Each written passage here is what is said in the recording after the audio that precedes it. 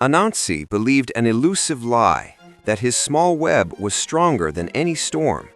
He was a weaver, so he reinforced every strand, thread over thread, until the wind came.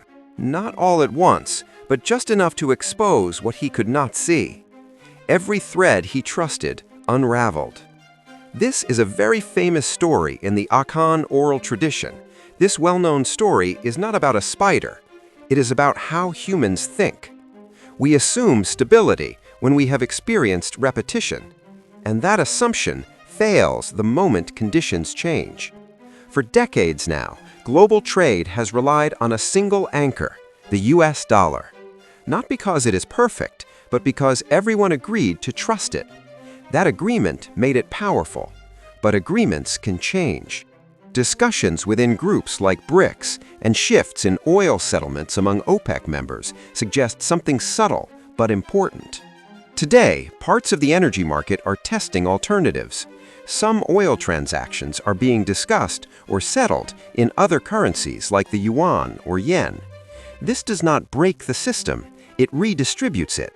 And redistribution is harder to notice than collapse, because nothing looks wrong while everything is adjusting. Markets do not wait for headlines, their prices change early.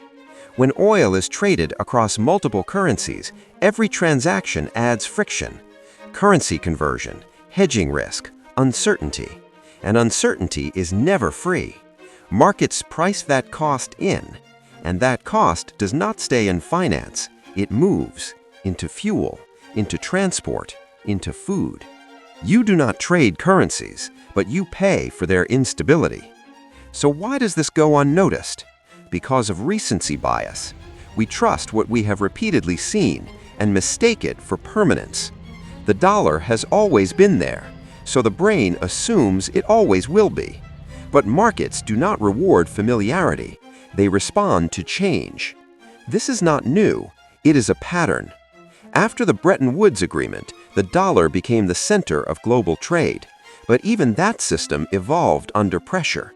Not suddenly, gradually. Currencies do not lose power overnight. They lose certainty first, and markets react to that long before people do.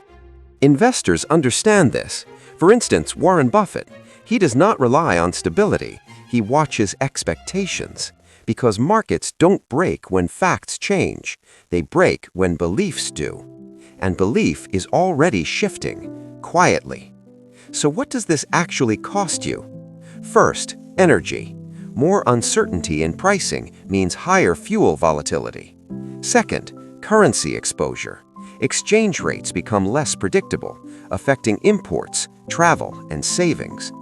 Third, inflation. Because energy sits underneath everything. When it moves, everything moves with it.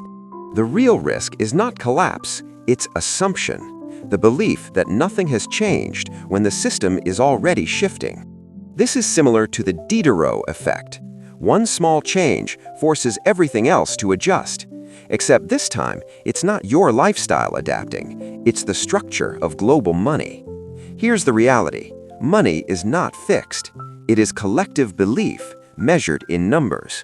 When belief shifts, value moves, not instantly, but inevitably. You do not need to predict the future. You need to recognize patterns early. Watch where oil is priced. Watch how currencies are used.